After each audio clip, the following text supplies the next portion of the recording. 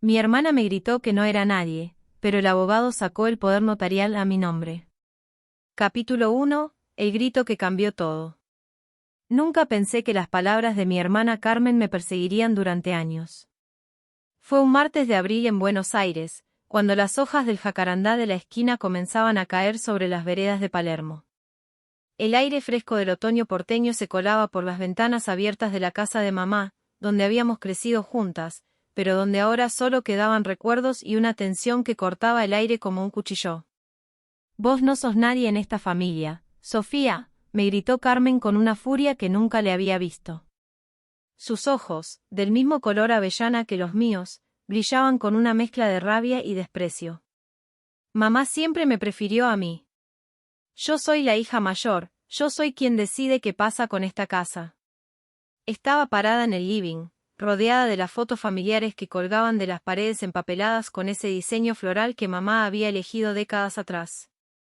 La mesa ratona de madera lustrada reflejaba la luz mortecina que entraba por los ventanales que daban al jardín.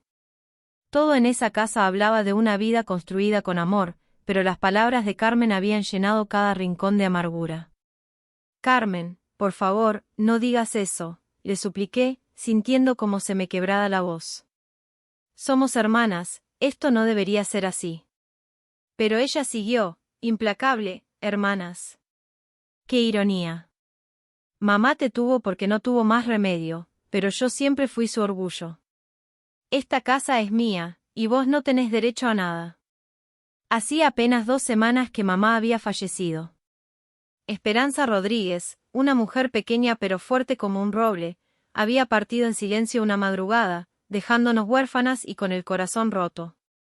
Durante los primeros días después del funeral, Carmen y yo nos habíamos abrazado, habíamos llorado juntas, habíamos compartido anécdotas de mamá mientras tomábamos mate en la cocina donde ella solía preparar sus famosas empanadas. Pero todo cambió cuando apareció el tema de la herencia. Carmen, que trabajaba como contadora en una empresa de San Telmo, había asumido automáticamente que sería ella quien heredaría todo. Era 5 años mayor que yo, siempre había sido la responsable, la que había cuidado de mamá durante sus últimos años mientras yo estudiaba psicología en la UBA y trabajaba medio tiempo en un centro comunitario de Villa Crespo.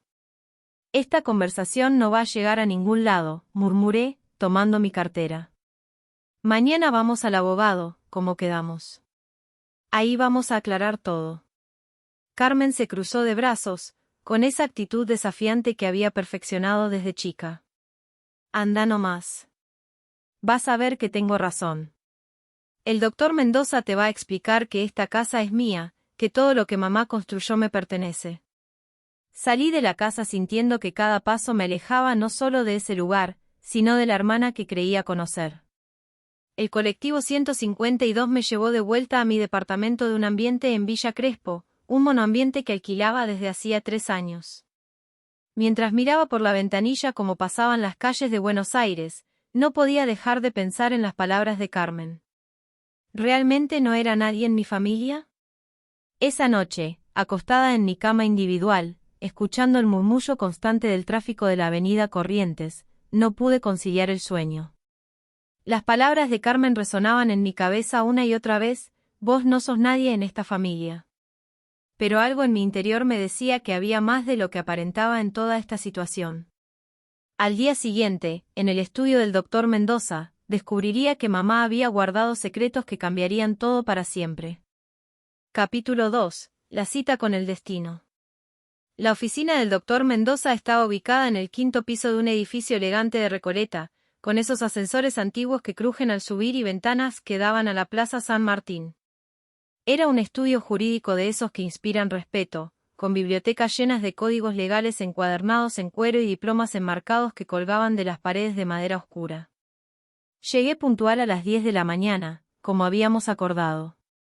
Carmen ya estaba allí, sentada en una de las sillas de cuero marrón que rodeaban el escritorio del abogado. Llevaba puesto su traje gris de oficina, el que siempre usaba para las ocasiones importantes, y tenía esa expresión de seguridad que me había intimidado toda la vida. «Buenos días, Sofía», me saludó el doctor Mendoza, un hombre de unos 60 años, con cabello gris perfectamente peinado y anteojos de marco dorado. Lamento mucho la pérdida de su madre. Esperanza era una mujer extraordinaria. Me senté al lado de Carmen, quien apenas me dirigió una mirada fría. La tensión entre nosotras era palpable, como si el aire mismo estuviera cargado de electricidad antes de una tormenta. Bueno, señoritas, comenzó el doctor Mendoza, abriendo una carpeta manila sobre su escritorio. Estamos aquí para proceder con la lectura del testamento de su madre, Esperanza Rodríguez. Antes de comenzar, debo informarles que este testamento fue redactado hace 6 meses, y la señora Esperanza estuvo en pleno uso de sus facultades mentales al momento de firmarlo. Carmen se enderezó en su silla, con esa sonrisa de satisfacción que había tenido desde que éramos chicas cuando sabía que iba a ganar en algo. Por supuesto, doctor. Mamá siempre fue muy clara con sus decisiones. El abogado ajustó sus anteojos y comenzó a leer. Yo, Esperanza Rodríguez, argentina, viuda, domiciliada en Palermo, ciudad autónoma de Buenos Aires, en pleno uso de mis facultades mentales, declaro que este es mi último testamento. Mi corazón latía tan fuerte que estaba segura de que ambos podían escucharlo. Las palabras del doctor Mendoza parecían flotar en el aire, pero mi mente estaba en otra parte, recordando las últimas conversaciones que había tenido con mamá. Dejo la propiedad ubicada en la calle Gorriti al 1847, Palermo, junto con todos los bienes muebles que se encuentran en ella, a mi hija. El doctor Mendoza hizo una pausa, mirando directamente a Carmen, quien ya tenía una sonrisa triunfante dibujada en el rostro. Lo sabía, murmuró Carmen, sin poder contenerse. Pero el doctor Mendoza continuó, a mi hija Sofía Elena Rodríguez. El silencio que siguió fue ensordecedor. Carmen parpadeó varias veces, como si no hubiera escuchado bien. Yo sentí que el mundo se detenía a mi alrededor. ¿Cómo?, preguntó Carmen, con la voz quebrada. Debe haber un error. Usted leyó mal. El doctor Mendoza negó con la cabeza. No hay error, señorita Carmen. Su madre fue muy específica. La casa y todos los bienes van a nombre de Sofía. Eso es imposible, gritó Carmen, poniéndose de pie tan bruscamente que su silla se tambaleó. Yo soy la hija mayor. Yo cuidé de mamá todos estos años. Sofía apenas aparecía por casa. Carmen, por favor, intenté calmarla, pero ella me interrumpió con una mirada llena de odio. ¿Vos sabías? Vos sabías y no me dijiste nada. Yo no sabía nada, le respondí, sintiendo cómo se me llenaban los ojos de lágrimas. Pensé que vos ibas a heredar todo. El doctor Mendoza carraspeó.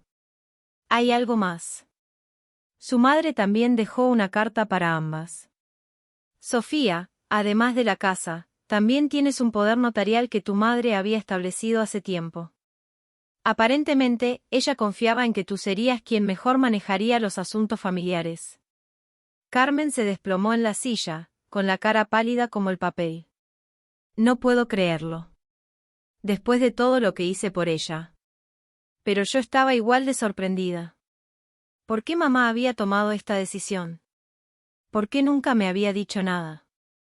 La respuesta estaba en esa carta que el doctor Mendoza acababa de mencionar. Capítulo 3. Los secretos de mamá. La carta estaba escrita en la letra pequeña y cuidadosa de mamá, esa caligrafía que había aprendido en la escuela primaria de Córdoba, donde había nacido. El doctor Mendoza nos había dado un momento de privacidad en una sala de reuniones contigua a su oficina, un espacio más pequeño con una mesa redonda y ventanas que daban a un patio interno lleno de plantas. Carmen estaba sentada frente a mí, con los ojos rojos y la mirada perdida. Habían pasado 20 minutos desde que habíamos salido del shock inicial, y el silencio entre nosotras era denso como el aire húmedo de Buenos Aires antes de una tormenta de verano. Léela, murmuró Carmen, sin levantar la vista. Léela en voz alta. Desdoblé la carta con manos temblorosas. La fecha decía 15 de octubre del año anterior, apenas 5 meses antes de que mamá se enfermara. Mis queridas hijas, comencé a leer, si están leyendo esta carta, significa que ya no estoy con ustedes. Sé que mi decisión las va a sorprender, especialmente a vos, Carmen, y quiero que sepan que no fue fácil para mí tomarla. Carmen levantó la vista, con lágrimas silenciosas rodando por sus mejillas. Carmen, mi amor, vos siempre fuiste mi niña responsable, mi pequeña adulta. Desde que tu papá murió, cuando tenías apenas 12 años, te convertiste en mi compañera, en mi apoyo. Cuidaste de Sofía como si fuera su segunda mamá, y yo te voy a estar eternamente agradecida por eso. ¿Ves?, murmuró Carmen. Ella sabía todo lo que hice. Continué leyendo, pero también sé que esa responsabilidad te hizo cargar con un peso que no te correspondía. Te obligué a crecer demasiado rápido, y me di cuenta de que, sin quererlo, hice que te sintieras con derecho a controlar todo a tu alrededor.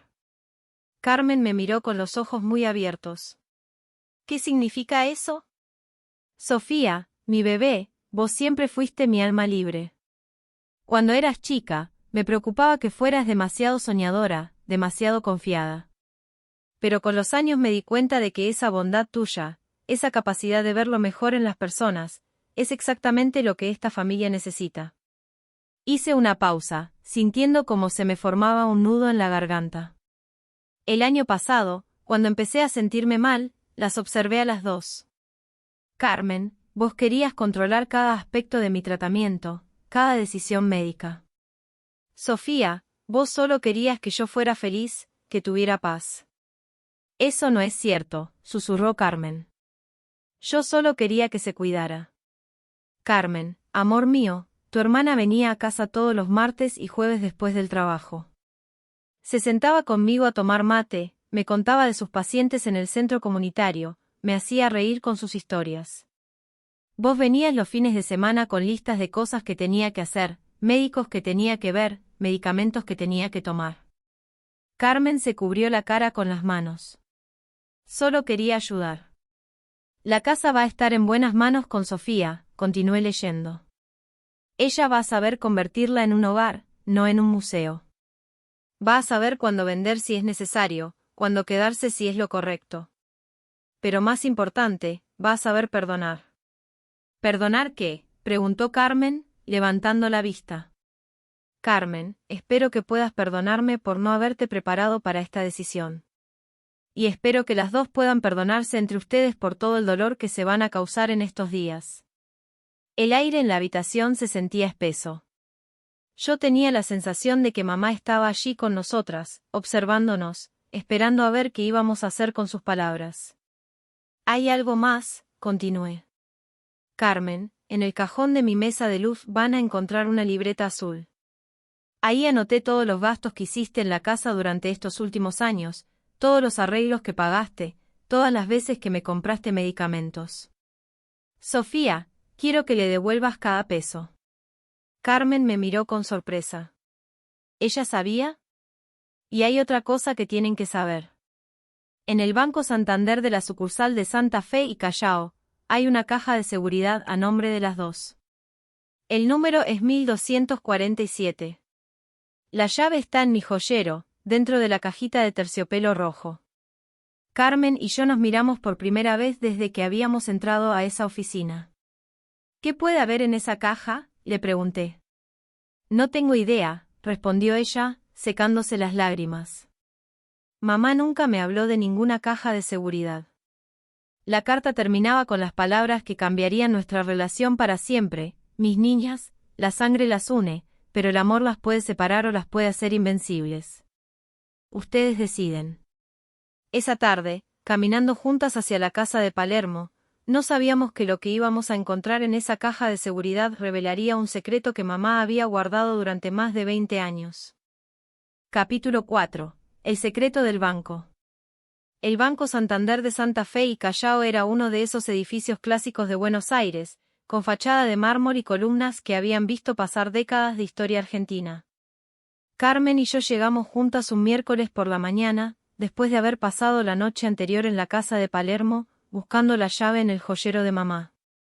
La habíamos encontrado exactamente donde ella había dicho, dentro de una pequeña caja de terciopelo rojo que guardaba las pocas joyas que tenía, sus aros de perlas, la cadena de oro que le había regalado papá, y el anillo de compromiso que nunca se sacó, ni siquiera después de que él muriera. ¿Estás nerviosa?, me preguntó Carmen mientras hacíamos la fila para acceder a las cajas de seguridad. Era la primera vez en días que me hablaba sin resentimiento en la voz. Un poco, admití. ¿Y vos? Mucho, respondió, jugando con el asa de su cartera. No sé qué esperar. El empleado del banco, un hombre joven con corbata azul y modales cordiales, nos acompañó hasta el subsuelo donde estaban las cajas de seguridad. El lugar tenía ese aire solemne de los sitios donde la gente guarda sus secretos más importantes. Caja número 1247, dijo, deteniéndose frente a una puerta metálica. Tienen las llaves. Carmen le entregó la llave que habíamos encontrado. El empleado insertó su llave maestra, y la puerta se abrió con un clic metálico. Tienen todo el tiempo que necesiten, nos dijo, retirándose discretamente. Dentro de la caja había una carpeta manila, similar a la que había tenido el doctor Mendoza, pero esta estaba atada con un lazo rojo. También había una pequeña caja de madera lustrada y varios sobres. Abrí la voz, me dijo Carmen. Parece que mamá te dejó a cargo de todo. Desaté el lazo con cuidado. La carpeta contenía documentos que no esperábamos, escrituras, títulos de propiedad, certificados de inversiones. Pero lo que más me sorprendió fue encontrar una escritura de un departamento en el barrio de Belgrano. Carmen, mira esto, le dije, mostrándole el documento. Mamá tenía un departamento en Belgrano. ¿Vos sabías? Carmen tomó el papel, leyendo con atención. No, nunca me dijo nada.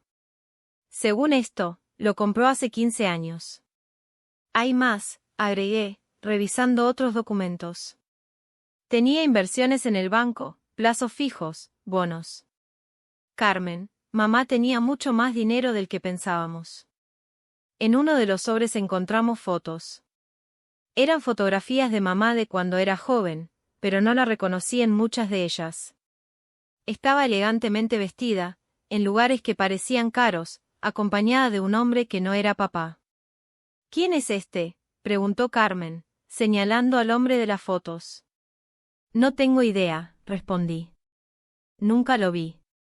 La caja de madera contenía joyas que tampoco habíamos visto antes, un collar de perlas auténticas, aros de diamantes, una pulsera de oro blanco.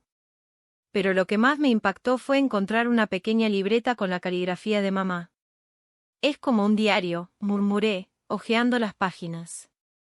Habla de alguien llamado Eduardo. Carmen se acercó para leer por encima de mi hombro. 17 de marzo de 1995, Eduardo me propuso matrimonio hoy. No sé qué responderle. Las niñas apenas se están recuperando de la muerte de su padre.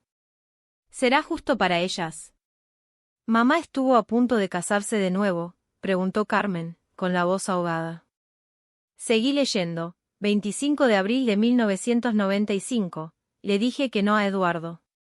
Carmen está muy rebelde últimamente, y Sofía todavía tiene pesadillas. No puedo traer a otro hombre a la casa ahora. 8 de mayo de 1995, Eduardo me regaló el departamento de Belgrano. Dice que aunque no nos casemos, quiere que las niñas y yo tengamos seguridad económica. Es un hombre bueno. Carmen se sentó en la silla que había en el pequeño cubículo. No puedo creerlo. Mamá tuvo una relación durante años y nunca nos dijo nada. 23 de diciembre de 1998, Eduardo murió hoy. Infarto. Estoy destrozada, pero no puedo llorar frente a las niñas. Ellas nunca supieron de él, y así debe seguir siendo. 5 de enero de 1999, Eduardo me dejó todo en el testamento. El departamento, las inversiones, las joyas. Su familia está furiosa, pero no tenía hijos. Dice en una carta que quería que las niñas tuvieran un futuro asegurado. Carmen me miró con lágrimas en los ojos. Mamá sacrificó su felicidad por nosotras. Y nunca nos dijo nada, agregué, sintiendo un dolor profundo en el pecho. Llevó sola la carga de haber perdido 2 veces al amor de su vida. En el último sobre encontramos una carta dirigida a nosotras dos, fechada apenas un mes antes de que mamá muriera. Mis niñas, si están leyendo esto, significa que finalmente conocieron la verdad sobre Eduardo. Él fue el amor de mi vida después de su padre, y renuncié a él por ustedes. No se lo digo para que se sientan culpables, sino para que entiendan que el amor verdadero a veces significa sacrificar la propia felicidad por la de quienes amamos. Carmen se cubrió la cara con las manos y comenzó a sollozar. ¿Cómo pudimos ser tan ciegas? ¿Cómo no nos dimos cuenta de que ella estaba sola? Porque ella no quería que nos diéramos cuenta, respondí, abrazándola. Porque nos amaba tanto que prefirió cargar sola con todo. Salimos del banco en silencio, cargando con el peso de haber descubierto que conocíamos muy poco de la mujer que nos había dado todo. Pero había algo más en esa caja que cambiaría completamente nuestra perspectiva sobre la herencia y sobre nosotras mismas. Capítulo 5. La verdadera herencia. Esa noche, sentadas en la cocina de la casa de Palermo, Carmen y yo dividimos todos los documentos que habíamos encontrado en la caja de seguridad sobre la mesa donde mamá solía amasar empanadas. La luz cálida de la lámpara colgante iluminaba papeles que contaban la historia secreta de nuestra madre. Sofía, dijo Carmen, con la voz ronca después de haber llorado tanto. Hay algo que no entiendo. Si mamá tenía tanto dinero, ¿por qué trabajaba limpiando casas hasta hace 5 años? Era cierto. Mamá había trabajado como empleada doméstica en casas de familia de Belgrano y Palermo durante décadas, hasta que su artritis se puso tan severa que ya no podía sostener la aspiradora. Mirá esto, le dije, mostrándole una página del diario que había estado leyendo. Fecha, 15 de junio de 2010. Hoy Carmen se recibió de contadora. Usé parte del dinero de Eduardo para pagarle todos los estudios. Ella cree que fueron mis ahorros de limpieza. Ojalá pudiera decirle la verdad, pero ya es muy tarde para eso. Carmen me miró con los ojos muy abiertos. ¿Qué significa eso? Seguí leyendo. 18 de marzo de 2015. Sofía empezó la universidad. La carrera de psicología es cara, pero Eduardo me sigue cuidando desde donde esté. Sus inversiones crecieron bien estos años. Carmen, susurré, mamá pagó nuestros estudios con el dinero que le dejó Eduardo. Nosotras estudiamos gratis porque un hombre que nunca conocimos nos amó a través de ella. Carmen se levantó de la silla y empezó a caminar por la cocina. Esto es demasiado. Todo este tiempo pensé que mamá se había sacrificado trabajando para pagarnos los estudios, y resulta que se sacrificó de una manera completamente diferente, terminé la frase. Renunció al amor para no lastimarnos, y luego guardó su secreto para que no nos sintiéramos culpables. En otra página del diario, encontré una entrada que me partió el corazón. 12 de octubre de 2020, Carmen me dijo que quiere que deje de trabajar, que ella puede mantenerme. Le dije que no, que prefiero seguir siendo independiente. La verdad es que no quiero que descubra que tengo dinero. Si lo supiera, se preguntaría de dónde salió, y no estoy lista para contarle sobre Eduardo. ¿Ves?, le dije a Carmen. Por eso siguió limpiando casas. Para que no supiéramos que tenía dinero. Carmen se sentó de nuevo, con lágrimas frescas en los ojos. Sofía, yo fui horrible con vos ayer. Te dije que no eras nadie en esta familia, cuando resulta que las dos éramos toda su vida. Carmen, vos no sabías. No, no sabía, pero debería haber sabido. Debería haber visto que mamá nos amaba igual a las dos. Debería haber visto que ella siempre fue justa, siempre fue sabia. Encontré la última entrada del diario, fechada apenas 2 semanas antes de que mamá muriera. Hoy hablé con el doctor Mendoza sobre el testamento. Carmen va a estar furiosa cuando se entere de que le dejo todo a Sofía, pero es lo correcto. Carmen siempre fue fuerte, siempre fue luchadora. Va a salir adelante sin importar lo que pase. Sofía es más frágil, más bondadosa. Necesita la seguridad de tener un lugar en el mundo. Pero, continué leyendo, lo que realmente quiero es que se reconcilien. Que entiendan que lo que construí con Eduardo era para las dos. Que la casa de Palermo sea de Sofía, pero que el departamento de Belgrano sea para Carmen. Que las inversiones las repartan entre las dos. Que las joyas de Eduardo las usen para recordar que siempre fueron amadas, incluso por un hombre que nunca conocieron. Carmen me miró con una sonrisa triste. ¿Sabes qué es lo más loco de todo esto? ¿Qué? Que mamá tenía razón. Yo soy más fuerte, más independiente. Hubiera estado bien sin la casa. Pero vos necesitabas saber que tenías un lugar en el mundo que era solo tuyo. Carmen. No, déjame terminar. Vos fuiste la hija que se quedó a tomar mate con ella. Vos fuiste la que la escuchó cuando tenía miedo. Vos fuiste la que la consoló cuando se sentía sola. Yo solo la asfixié con mis ganas de controlar todo. Nos quedamos en silencio por un momento, procesando todo lo que habíamos descubierto. Después, Carmen se levantó y fue hasta el aparador donde mamá guardaba sus cosas especiales.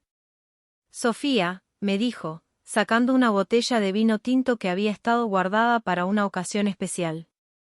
Creo que mamá quería que brindáramos por ella. Por Eduardo. Por nosotras. Serví 2 copas del vino que sabía a recuerdos y a historias no contadas. ¿Por qué brindamos? Carmen levantó su copa. Por mamá, que nos amó tanto que guardó sus secretos para protegernos. Por Eduardo, que nos cuidó sin conocernos. Y por nosotras, que finalmente entendimos que ser hermanas significa mucho más que compartir la misma sangre. Chin chin, murmuré, chocando mi copa contra la suya. Pero había una última revelación esperándonos en esa casa. Algo que mamá había escondido en el lugar más obvio de todos, y que cambiaría para siempre la forma en que veíamos nuestra historia familiar. Capítulo 6. El álbum de los secretos. La mañana siguiente, Carmen y yo decidimos revisar cada rincón de la casa de mamá. Había demasiadas preguntas sin respuesta, demasiados cabos sueltos en la historia que habíamos descubierto el día anterior. Si mamá había ocultado tanto durante tantos años, ¿qué más podríamos encontrar? Empecemos por su habitación, propuse, mientras terminábamos de desayunar con tostadas y café en la cocina que ya se sentía diferente, cargada de memorias nuevas. El dormitorio de mamá estaba exactamente como ella lo había dejado. La cama tendida con la colcha floreada que había usado durante años, la mesa de luz con la lámpara de pantalla rosa, y el armario de madera maciza que papá había comprado cuando se casaron. Todo olía a su perfume, ese aroma suave a rosas que siempre llevaba puesto. «Mirá», dijo Carmen, señalando la mesa de luz. Nunca revisamos bien los cajones. En el primer cajón encontramos las cosas usuales, anteojos de lectura, cremas, medicamentos. Pero en el segundo, escondido detrás de unas cajas de pastillas, había un álbum de fotos pequeño, de esos que se usan para guardar imágenes especiales. «Otro álbum», murmuré, tomándolo con cuidado. «No recuerdo haber visto este antes», dijo Carmen, sentándose en la cama al lado mío. La primera página me quitó el aliento. Era una foto de mamá, pero se veía diferente. Tenía el cabello más largo, usaba un vestido elegante de color azul, y estaba radiante de felicidad. Al lado suyo, un hombre alto y distinguido, con cabello oscuro y ojos gentiles, la abrazaba. Al pie de la foto, con la letra de mamá, decía, «Eduardo y yo, Mar del Plata, enero de 1995». «Es él», susurró Carmen. «Es Eduardo». Seguimos pasando las páginas. Había fotos de ellos dos en diferentes lugares, en Puerto Madero cuando todavía se estaba construyendo, en la Feria de San Telmo, en la Costanera Sur. En todas, mamá se veía feliz de una manera que nosotras nunca habíamos visto.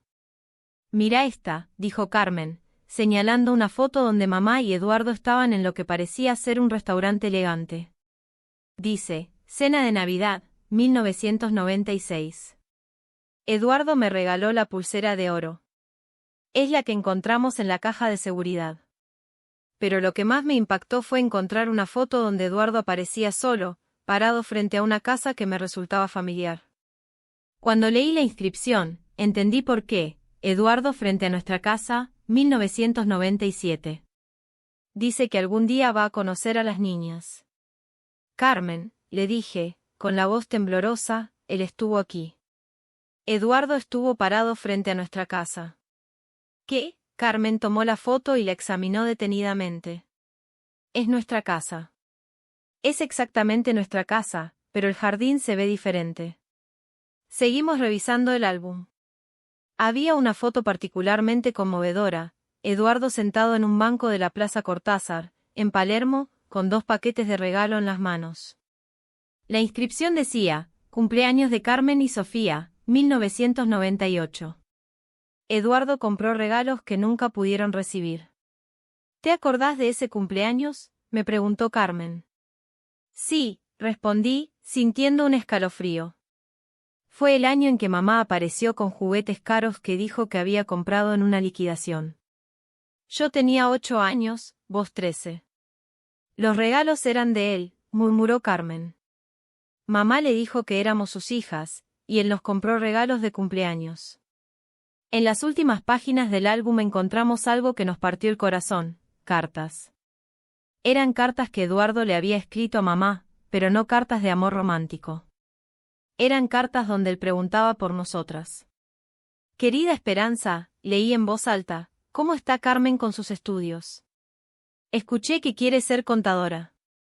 Si necesita libros o alguna ayuda con las matemáticas, yo conozco a un profesor particular excelente. ¿Fecha?, preguntó Carmen. Marzo de 1994. Carmen se cubrió la cara con las manos. Él sabía de mis estudios. Sabía que me gustaban los números. Otra carta decía, Esperanza, amor mío, me contaste que Sofía está muy tímida en el colegio. Tengo una amiga psicóloga infantil que podría ayudarla. Solo decime si te parece bien. ¿Cuándo fue esta?, pregunté. Octubre de 1995. Carmen, tenía 8 años y estaba pasando por una etapa muy difícil en el colegio. No quería hablar con nadie. ¿Y qué pasó? Mamá te llevó al psicólogo. Sí, respondí, recordando. Apareció un día diciendo que había conseguido una recomendación de alguien del trabajo.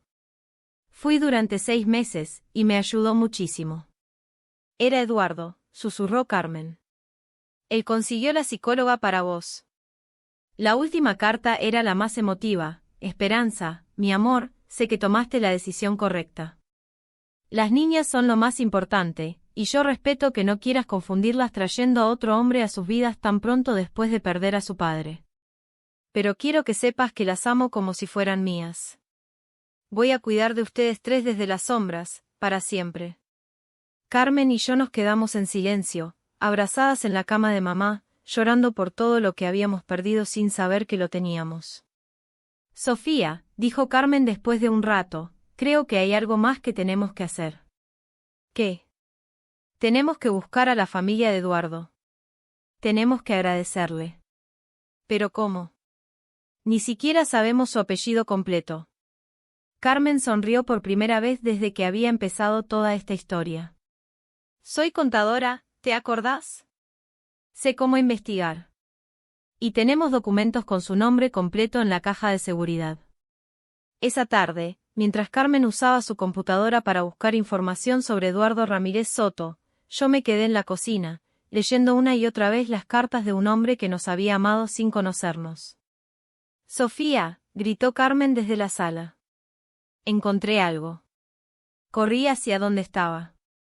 En la pantalla de su laptop había un artículo de un diario de 1998. Mirá, dijo Carmen, señalando la pantalla. Eduardo Ramírez Soto, ingeniero civil, falleció a los 52 años. Deja como herederos a sus sobrinos María Elena y Carlos Ramírez. ¿Sobrinos?, pregunté. Sí, y mirá la dirección que aparece acá. Viven en Belgrano. Sofía, podemos encontrarlos. Pero lo que descubriríamos al conocer a la familia de Eduardo sería la pieza final del rompecabezas que mamá había dejado para nosotras. Capítulo 7. El círculo perfecto. 2 días después, Carmen y yo nos encontramos paradas frente a un edificio elegante de la calle Juramento, en Belgrano. Según nuestras investigaciones, María Elena Ramírez vivía en el departamento 4B. Llevábamos con nosotras una copia de las fotos de Eduardo y mamá, y una carta que habíamos escrito contándole quiénes éramos. ¿Estás segura de que esto es buena idea?, me preguntó Carmen, mientras esperábamos en la portería. No, admití, pero siento que tenemos que hacerlo. Por mamá. Por Eduardo. Por nosotras. El portero nos anunció, y unos minutos después, una mujer de unos 60 años bajó a recibirnos. Tenía el cabello canoso perfectamente peinado y los mismos ojos gentiles que habíamos visto en las fotos de Eduardo. ¿Ustedes son las hijas de Esperanza?, preguntó, sin preámbulos. Carmen y yo nos miramos sorprendidas. Usted nos conoce. Suban, nos dijo simplemente. Tenemos mucho de qué hablar. El departamento de María Elena era acogedor, lleno de plantas y con ventanas que daban a la Plaza Belgrano. Nos hizo sentar en un sofá de tela floreada mientras ella preparaba mate. Mi tío Eduardo me habló de ustedes durante años, comenzó, sirviendo el mate con la misma ceremonia que hacía mamá. Sabía sus nombres, sus edades, lo que les gustaba, cómo iban en el colegio. Esperanza le contaba todo. ¿Usted sabía de la relación entre ellos?, preguntó Carmen. Por supuesto. Eduardo era mi padrino, prácticamente me crió después de que mis padres murieron. Yo tenía 20 años cuando él conoció a su mamá. Nunca lo había visto tan feliz. María Elena se levantó y fue hasta un mueble del living. De allí sacó una caja similar a la que habíamos encontrado en el banco. Cuando Eduardo murió, me dejó esto con instrucciones muy específicas. Tenía que guardarlo hasta que ustedes aparecieran. Sabía que algún día lo harían. ¿Instrucciones específicas?, pregunté. Él sabía que Esperanza nunca les iba a contar sobre él mientras viviera. Pero también sabía que, después de su muerte, ustedes encontrarían la manera de llegar hasta aquí. María Elena abrió la caja. Dentro había más cartas, más fotos, y algo que me quitó el aliento, cartas dirigidas a nosotras dos. Eduardo les escribió cartas durante años, explicó María Elena. Una para cada cumpleaños, para cada Navidad, para cada momento importante. Esperanza le contaba todo, y él quería que ustedes supieran que alguien más las amaba. Carmen tomó una de las cartas. En el sobre decía, para Carmen, en su graduación de contadora. ¿Cómo sabía que me iba a recibir de contadora?, preguntó Carmen, con la voz quebrada. Porque Esperanza le contó que desde chica te gustaban los números. Él siguió tu carrera como si fuera su hija. Abrí mi carta, fechada el día de mi cumpleaños de 15 años.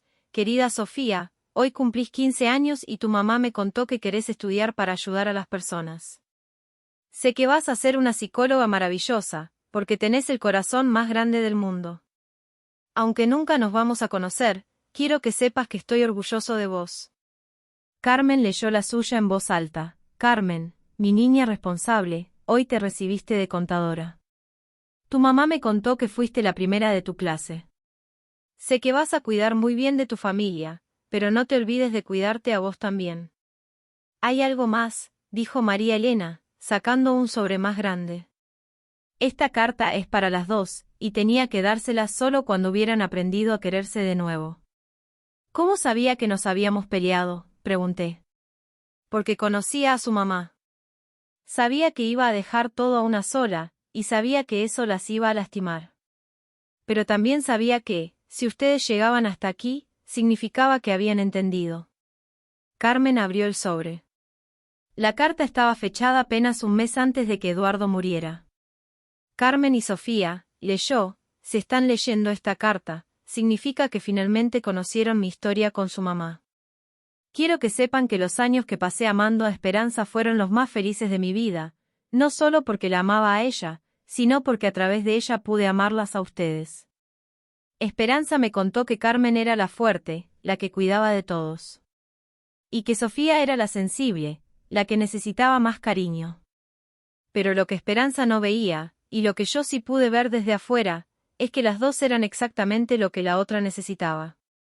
Carmen, vos necesitás a alguien que te recuerde que está bien ser vulnerable. Sofía, vos necesitás a alguien que te enseñe que también podés ser fuerte. Son diferentes, pero se complementan perfectamente.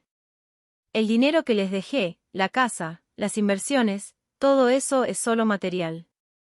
Lo que realmente espero haberles dado es la seguridad de saber que fueron amadas, incluso por alguien que nunca las conoció. Carmen y yo nos abrazamos, llorando por todo lo que habíamos perdido y por todo lo que habíamos encontrado. Hay una cosa más, dijo María Elena, sonriendo. Eduardo me pidió que, cuando ustedes vinieran, les dijera que el departamento de Belgrano tiene una habitación que él preparó especialmente para cuando fueran a visitarlo. Nunca pasó, pero la habitación sigue ahí. ¿Podemos verla?, preguntó Carmen. Es suya, respondió María Elena. Siempre lo fue. Esa tarde, paradas en la habitación que Eduardo había preparado para nosotras, viendo las camas individuales con acolchados celestes, el escritorio con útiles escolares que nunca usamos, y las fotos de mamá en las paredes, entendimos finalmente el plan perfecto que mamá había diseñado. Ella sabía que íbamos a terminar aquí, murmuré. Ella sabía que íbamos a encontrar la manera de volver a ser hermanas, agregó Carmen. Nos quedamos en Buenos Aires, en la casa de Palermo que ahora era mía pero que seguía siendo de las dos. Carmen se mudó al departamento de Belgrano, pero venía a almorzar conmigo todos los martes y jueves, los mismos días que yo solía visitar a mamá. El poder notarial que mamá había puesto a mi nombre no era para controlar su dinero, sino para administrar el amor que Eduardo nos había dejado. Dividimos las inversiones exactamente como mamá había querido, y usamos parte del dinero para crear una beca de estudios para chicas huérfanas, en honor a Eduardo y a mamá. 6 meses después, mientras tomábamos mate en la cocina donde todo había comenzado, Carmen me dijo, ¿sabes qué es lo más increíble de todo esto? ¿Qué? Que cuando me gritaste que no era nadie, resulta que las dos éramos todo para 3 personas que nos amaron más de lo que jamás imaginamos. Carmen, le dije, sirviendo otro mate, creo que mamá tenía razón. La sangre nos une, pero el amor nos hizo invencibles. Afuera, el jacarandá de la esquina había vuelto a florecer, llenando la calle de violetas que caían como bendiciones sobre la casa donde habíamos aprendido que el amor verdadero a veces se esconde en los secretos más profundos, esperando el momento perfecto para transformar el dolor en comprensión, y la separación en reencuentro.